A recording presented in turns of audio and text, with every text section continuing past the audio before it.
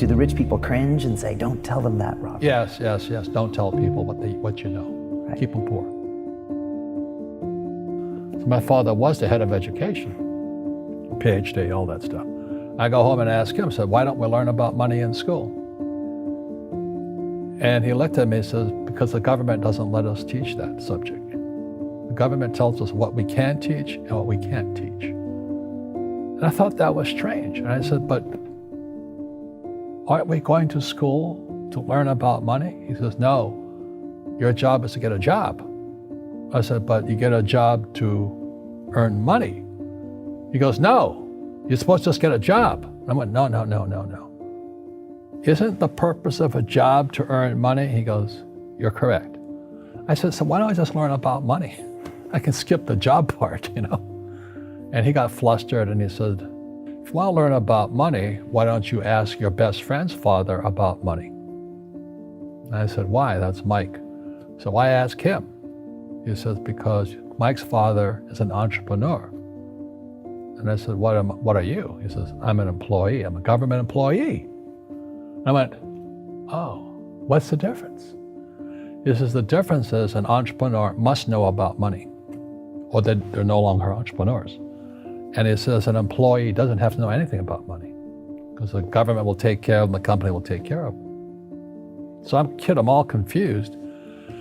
But I took my dad's advice and I trundled over to Mike's father's office and knocked on his door and I said, hey, I'm here, 9 years old.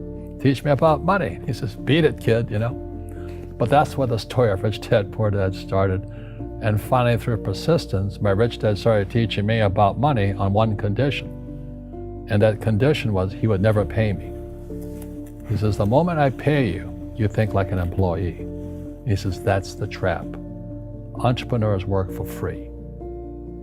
And now I'm 9 years old, my head's going cracking in half. He says, you never want a paycheck. You understand that, kid? I said, okay, I got it. And he says, well, how do I make money? He says, that's what entrepreneurs figure out. It's like, so how do I learn about money? So he would just break out a Monopoly game board. So I would work for free. I'd pick up cigarette butts, and he had hotels and restaurants, and I would clean and do menial tasks. And as I got older, I started getting into office work and marketing and accounting, and I was an apprentice basically, but I always worked for free. And he would teach me about money, but the way he taught me about money was playing Monopoly. And I finally one day I got upset. I said, well, when are you going to teach me about money? He says, what do you think we're doing? We're playing Monopoly. He goes, no. What do you think we're doing? We're playing Monopoly. He says, what do you think we're doing? So I don't know. I'm teaching you about money. And then that's when, you have one green house. He says, there's many formulas for great success in money. There's thousands of them, but one of the best ones is found on the game of Monopoly. It still is today. 4 green houses, 1 red hotel. I said, what? He says, one of the greatest ways to acquire great wealth is playing Monopoly in real life. 4 green houses, 1 red hotel. Well, is that all there is? He goes, that's it. And he says, what do you think I'm doing? And I went, I don't know. So then he took me out, he showed me his greenhouses. And 10 years later, when I was 19, I was now in school in New York, and I come back to Hawaii, and Rich Dad had bought the biggest piece of land smack dab in the middle of Waikiki Beach. And when you go to Waikiki Beach today, you'll see the Hyatt Regency Hotel. That was his hotel. Just like the game of Monopoly. Just like the game of Monopoly. Acquired assets and they became bigger assets. He just kept what's called an assemblage, because that property wasn't that big at that time. So he had to buy out all the small guys. Because Waikiki was a little dirt water little town. So he'd buy out this shop owner and buy that shop owner. And it took him a while, but he finally assembled this large piece of property. And then he and Hyatt put up this giant hotel. It just sold for $800 million. So that's how I learned about money.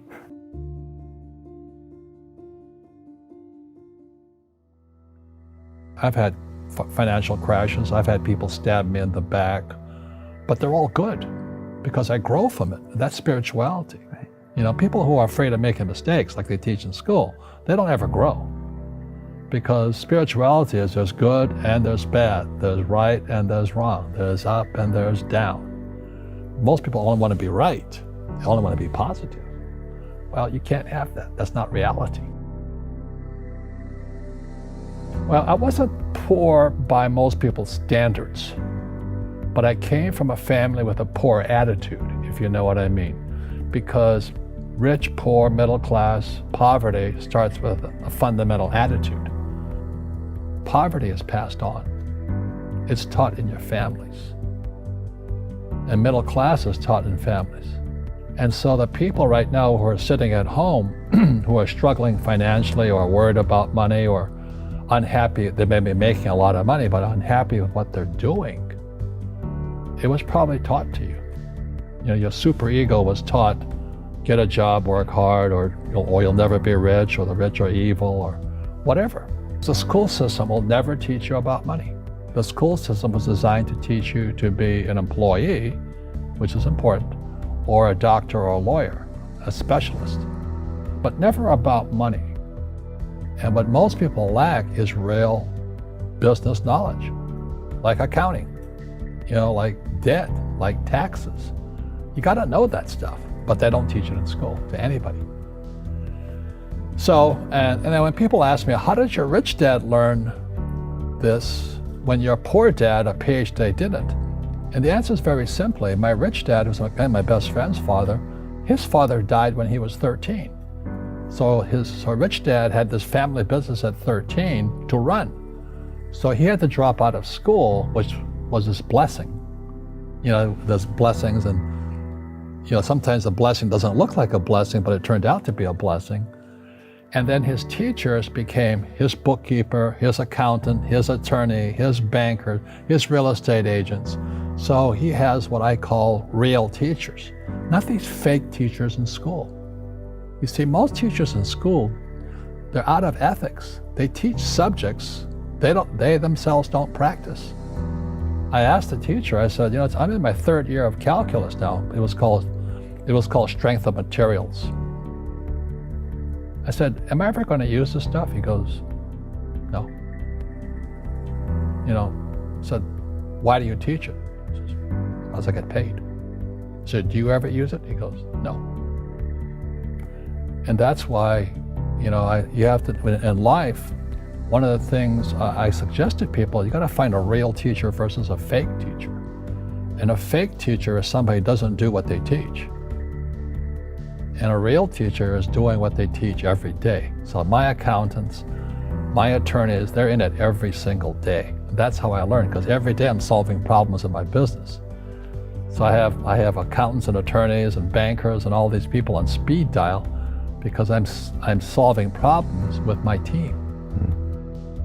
I see you giving this knowledge out, and yeah. Do the rich people cringe and say, don't tell them that, Rob? Yes. Don't tell people what you know. Right. Keep them poor. But, unfortunately, the poor, as was in the Bible, I'm not real religious, the poor will always be amongst us because it starts up here. Right, it's that fear mentality. It's in their words, and the words become flesh. Again, I'm not really religious. I flunked out of Sunday school also. But when they say I can't afford it or I can't do that, they go down. They become what they say. My PhD daddy says, what do you think I am, made of money? I can't afford that. And my rich dad would say, that's why he's poor. Poor people say, I can't afford it, I can't do that, I don't have time. Because this is an escape. It's an escape, you know what I mean? It's easy to say, I can't afford it. And your rich dad used to say what instead of, I can't afford it? How can I afford it? How can I do that? What would it take, or why should I do that? He says that a question opens the mind, a statement closes the mind. See, when you say, I can't afford it, your mind shuts down, and you become what you say. Rugby is a team sport, but so is soccer. The rules are different. And other people are golfers. They play by themselves. And so everybody's different. So my game financially is business, number one. Second is real estate. So what I say to young people is, you find your game. I hope you guys liked this video. If you did, please leave a like and subscribe to the channel for more videos. Thanks for watching.